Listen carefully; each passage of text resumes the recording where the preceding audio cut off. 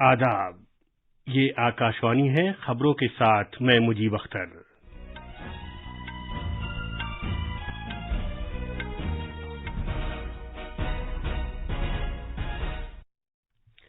मुल्क में कोविड-19 से सेहतयाब होने वालों की कौमी शरह 97.45% हो गई है और ये अब तक की सबसे ऊंची शरह है।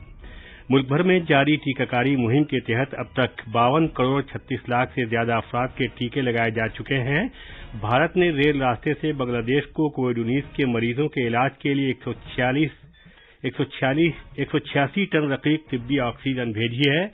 अफगानिस्तान में सरकार हुकूमत नवाज फौजों और मकामी ग्रुपों को मुत्तहिद करने की कोशिश कर रही है ताकि तालिबान के हमले को पसपा किया जा सके। और आज लंदन में भारत और इंग्लैंड के दरमियान दूसरा टेस्ट मैच शुरू हो रहा है।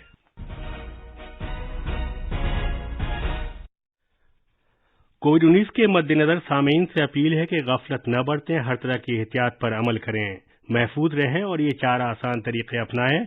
चेहरे पर मास्क लगाएं, जिस्मानी फासले के लिए 2 गज की दूरी बरकरार रखें, हाथ और चेहरा साफ रखने पर खास ध्यान दें और टीका लगवाएं। कोविड से मुतालिक जानकारी और रहनुमाई हासिल करने के लिए कौमी हेल्पलाइंस के जरिए राब्ता कायम करें, जिसके नंबर इस तरह हैं 011-2397-8046 और 1075। अब खबरें तफसील से। पूरे मुल्क में जारी टीकाकारी मुहिम के तहत अब तक 52 करोड़ 36 लाख से ज्यादा अफराद को कोविड से बचाव के टीके लगाए जा चुके हैं।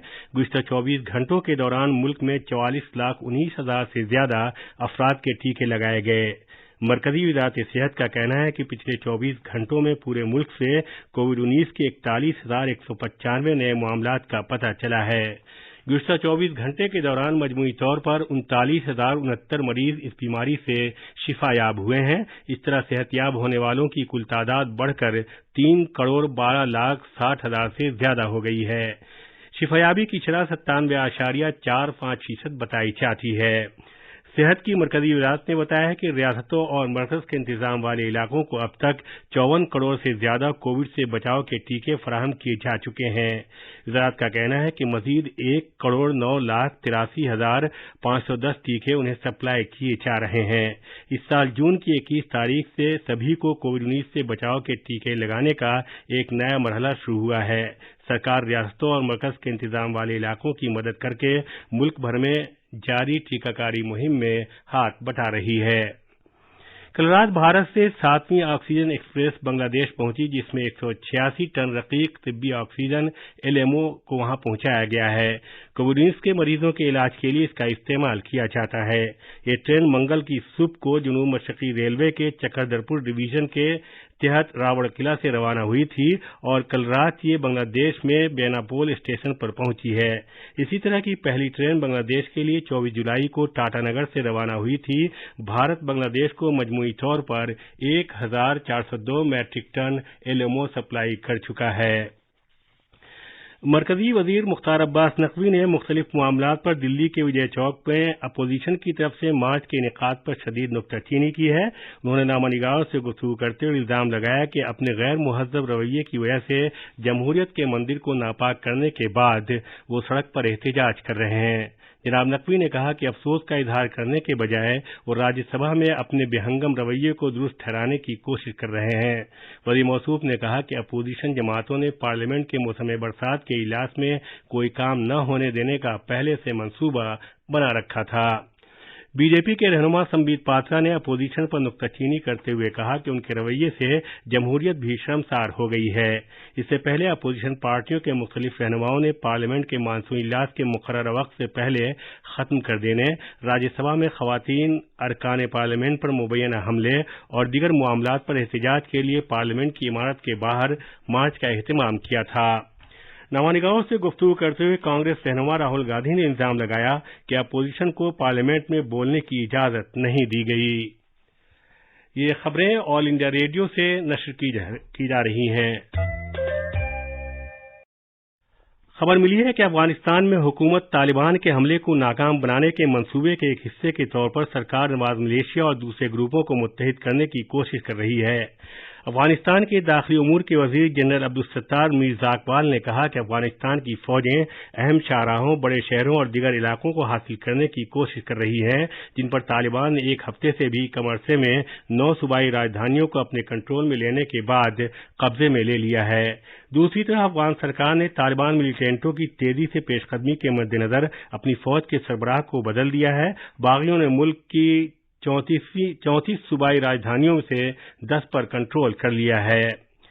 شارجہ جانے والی ایئر عربیہ کی ایک پرواز کو انجن میں خرابی کی وجہ سے آج صبح کوچن بین الاقوامی ہوائی اڈے پر واپس آنا پڑا۔ پرواز کے روانہ ہونے کے تقریباً 10 منٹ بعد پائلٹ کو انجن میں خرابی کا شبہ ہوا اور اس نے واپس اترنے کا فیصلہ کیا۔ ہوائی جہاز میں 212 مسافر سوار تھے، جنہیں قریبی ہوٹلوں میں ٹھہرایا گیا ہے۔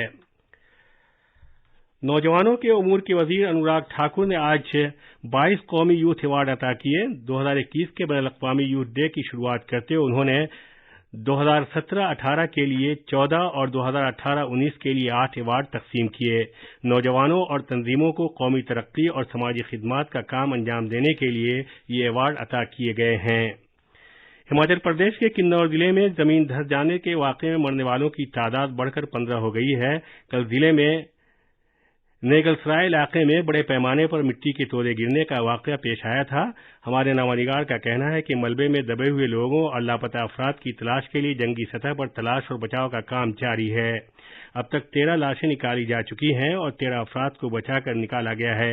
NDRF، ITBP، پولیس اور ہوم گارڈز مشترکہ طور پر جنگی سطح پر بچاؤ کاموں میں لگے ہوئے ہیں۔ ملبہ ہٹانے کے لیے بھاری مشینری کا بھی استعمال کیا جا رہا ہے۔ ٹوکیو اولمپک کھیلوں میں کانسے کا تمغہ جیتنے والی مکہ باز لولینا بوروگوہین آج گوہاٹی پہنچی۔ آسام کے وزیر اعلیٰ ہیمانتا بسوا سرما نے ہوائی اڈے پر ان کا استقبال کیا۔ ہوائی اڈے کے باہر کئی نوجوان مکہ بازوں نے لولینا کا خیر مقدم کیا۔ آسام سرکار آج تیسرے پہر گوہاٹی میں لولینا بوروگوہین کا استقبال کرے گی۔ لولینا اولمپک میں تمغہ جیتنے والی آسام کی پہلی کھلاڑی ہیں۔ اوڈیشہ سرکار نے کل اپنی ریاست سے تعلق رکھنے والے اولمپک کھلاڑیوں کو مبارکباد پیش کی ہے۔ بھونیشور میں منعقد کی گئی ایک خاص تقریب میں وزیر اعلیٰ نوین پٹنائک نے بھارت کی مردوں کی ہاکی ٹیم کے 2 کھلاڑیوں بریندرا لاکرا اور امیت روہی داس کو 2.5 کروڑ روپے نقد ایوارڈ سے نوازا اور پولیس کے ڈپٹی کمشنر کے عہدے پر تقرری کے خطوط پیش کیے۔ اوڈیشہ کے یہ دونوں کھلاڑی ملک کی ہاکی ٹیم کو 41 سال بعد اولمپک کا اعزاز دلانے میں شامل تھے۔ وزیر اعلیٰ نے بھارتی خواتین ہاکی ٹیم کی 2 کھلاڑیوں ڈیپ گریس ایکا اور نمیتا ٹوپو کو بھی 50 لاکھ روپے کے نقد انعام سے نوازا۔ اوڈیشہ کی ان دونوں کھلاڑیوں نے بھی ٹوکیو اولمپک میں بھارت کو سیمی فائنل میں پہنچا کر تاریخ رقم کی ہے۔ اوڈیشہ سرکار کچھ عرصے سے ہاکی کو فروغ دینے میں پیش قدمی کر رہی ہے۔ بھارت اور انگلینڈ کے درمیان 5 ٹیسٹ میچوں کی سیریز کا دوسرا میچ آج لندن میں کھیلا جائے گا۔ پہلے ٹیسٹ میچ میں بارش کی وجہ سے رکاوٹ پڑی تھی اور یہ میچ پورا نہیں کھیلا جا سکا تھا۔ دونوں ٹیموں کو 4 پوائنٹ ملے تھے۔ میچ ہندوستانی وقت کے مطابق آج دن میں 3:30 بجے شروع ہوگا۔ 130واں ڈورنڈ کپ فٹ بال ٹورنامنٹ اس سال کولکتہ میں 5 ستمبر سے 3 اکتوبر تک منعقد کرایا جائے گا۔ وزارت دفاع نے کہا ہے کہ سروسز کی 4 ٹیموں سمیت ملک بھر سے 16 ٹیمیں اس ٹورنامنٹ میں حصہ لیں گی۔ ڈورنڈ کپ دنیا کا تیسرا اور ایشیا کا سب سے پرانا ٹورنامنٹ ہے۔ پہلی بار یہ ٹورنامنٹ 1988 میں ہماچل پردیش کے داکشائی نامی مقام پر ہوا تھا۔ اسے مورٹی میں ڈورینڈ کے نام سے موسوم کیا گیا ہے، جو اس وقت بھارت کے خارجہ سیکریٹری انچارج تھے۔ یہ ٹورنامنٹ شروعاتی طور پر برطانوی افواج کے درمیان صحت اور فٹنس کو برقرار رکھنے کے شعور کو بیدار کرنے کا ایک وسیلہ تھا۔ البتہ بعد میں اس کا دروازہ سویلین کے لیے بھی کھول دیا گیا۔ حال میں یہ دنیا کا ایک سر فہرست کھیل کود مقابلہ ہے۔ خاص خبریں ایک بار پھر۔ ملک میں کووڈ-19 سے صحت یاب ہونے والوں کی قومی شرح 97.45% ہو گئی ہے اور یہ اب تک کی سب سے اونچی شرح ہے۔ ملک بھر میں جاری ٹیکہ کاری مہم کے تحت اب تک 52 کروڑ 36 لاکھ سے زیادہ افراد کے ٹیکے لگائے جا چکے ہیں۔ بھارت نے ریل راستے سے بنگلہ دیش کو کووڈ-19 کے مریضوں کے علاج کے لیے 186 ٹن رقیق طبی آکسیجن بھیجی ہے۔ افغانستان میں سرکار حکومت نواز فوجوں اور مقامی گروپوں کو متحد کرنے کی کوشش کر رہی ہے تاکہ طالبان کے حملے کو پسپا کیا جا سکے۔ اور آج لندن میں بھارت اور انگلینڈ کے درمیان دوسرا ٹیسٹ میچ شروع ہو رہا ہے۔ اسی کے ساتھ آکاشوانی سے خبروں کا یہ بلیٹن ختم ہوا۔